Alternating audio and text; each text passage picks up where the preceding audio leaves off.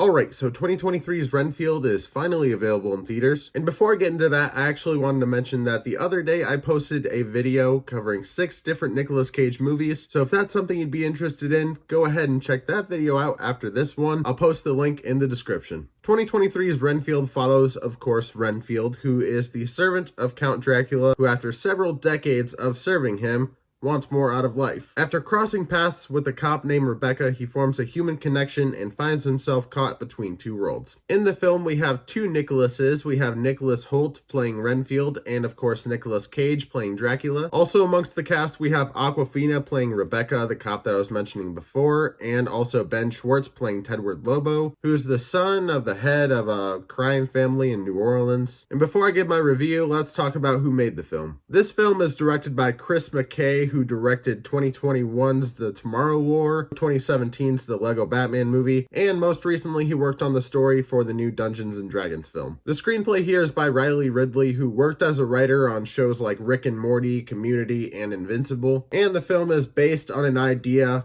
thought up by Robert Kirkman himself, the creator of The Walking Dead and Invincible, both the shows and also the graphic novels. Now, to officially start my review off, I want to talk about the performances in this film. Nicolas Hoult as Renfield is both great comedically, but also brings a lot of heart to the movie. He pulls off the quiet, reserved type while also having an outspoken, more goofy side. And along with that, he definitely kicks some serious butt in this movie. So I think it goes without saying, but Nicolas Hoult as the lead in this film is absolutely fantastic. Then when it comes to Awkwafina, I know people can be a little divided on her as an actress. As for her performance in this movie, I think she plays the part well, but at the same time, I don't think that the dialogue and also just the story in general they give her character is the strongest one in the film. That being said, I really like the chemistry between her and also Nicolas Holt's character. Then there's Ben Schwartz in the movie as Tedward Lobo. Such a crazy name for such a crazy character. I'm a very big fan of Ben Schwartz as a comedian. He's here to help us with the paperwork. Ben, is that your real name?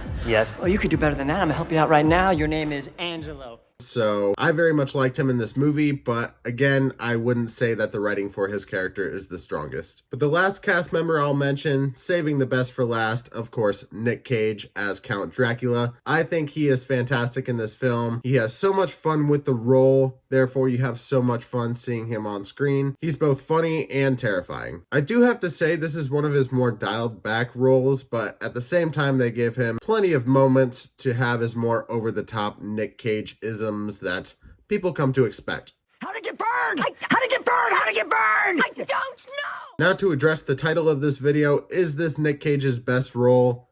I can't necessarily say that because I haven't seen all of his movies, so I guess that's a little bit clickbaity, my bad. But of all the roles I've seen Nick Cage play, this one feels the most different. It stands out the most above all. In a lot of movies that I see Nick Cage in, I mainly just see Nick Cage. I don't see the character he's playing. But as for this movie right here, that is not the case. I only saw Dracula the entire time.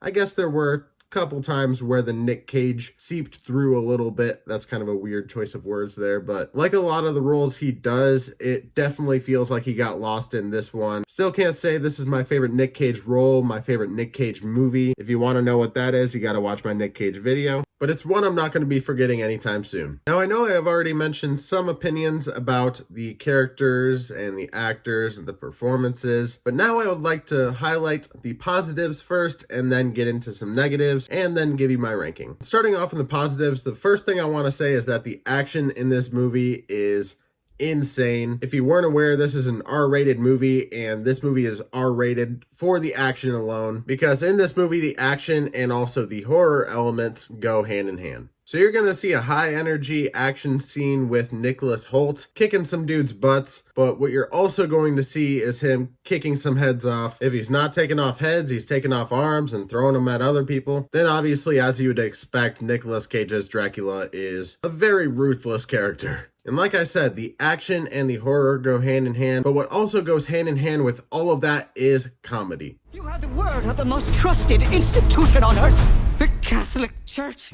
You have the action, you have the horror, but this is very much a comedy film. So any of the horror that you see in this movie, for the most part, is played off as comedic, which I think really works in this movie. I mean, it's something we've gotten quite a bit just this year alone with movies like Megan and White Powder Bear. There's some jokes that fell a little flat, but for the most part, I was laughing a lot throughout this movie. It's not a film to be taken too seriously, but at the same time, there are some elements to the film that have some more nuance to them. Specifically what I'm mentioning, and if you've seen the trailer, you probably know what I'm talking about, but it's the whole codependency / toxic relationship plot they have going on with Renfield and Dracula. That plot line in the movie is the best part of this movie, in my opinion. It added so much to the film, and if it weren't there, I feel like this movie wouldn't work as well. I mean, I guess you could say it's basically the driving plot of the entire film, so without it, there really isn't a film, but still, it worked really well. But now, unfortunately, I have to get into some nitpicks and negatives. And the main thing for me is that this movie isn't long enough. It's only an hour and 33 minutes with credits, which means some of your favorite parts of this movie, such as Nicolas Cage's performance as Dracula or the deeper subplot going on between Renfield and Dracula, aren't as focused on as one might like. Rather, the thing they focus on is the whole plot with Ben Schwartz's character, Tedward Lobo, and the crime family he's a part of. It's definitely the weakest plot line in the movie. I wish they would have gone with something else, but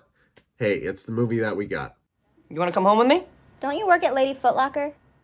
But overall, I had a lot of fun with this movie. It's not a perfect movie by any means. There's some plot lines in there that I wish they would have focused a little bit more on, and some that I wish they would have focused less on. There's a couple characters that feel like they could have had a little bit more depth with the dialogue and their story overall. But I'm still very much looking forward to watching this movie again when it comes out on streaming. So at the end of the day, when it comes to my ranking, Renfield from 2023 is a standard ticket. If you're a diehard Nick Cage fan, you definitely have to check this movie out. It seems at least unlike any of his roles he's played before. Like I said, I haven't seen all of his movies, so I can't necessarily comment on whether or not this would be his best performance. But still, in my opinion, out of all the Nick Cage films I've seen, this is one of his greatest performances. Also, for you Nick Cage fans out there, go check out that video I made covering 6 different Nicolas Cage movies. It's about a 15.5-minute video. Put a lot of time and effort into not only watching all those movies, but also recording and editing. So I'd very much appreciate your support on that one. Like I said, link is in the description. But leave a comment down below when it comes to 2023's Renfield. Have you seen it? Did you love it? Did you hate it? Are you in the middle? Have you not seen it? Are you planning on watching it anytime soon? Why or why not? Really, any comments you have for me, I'd love hearing from you. I respond to as much as I can. But if you enjoyed this video, best way to let me know is by leaving a like, subscribe if you aren't already, hit the bell for good luck. And with that, this is the end of the video. I very much appreciate you all watching, and I will see you in the next one.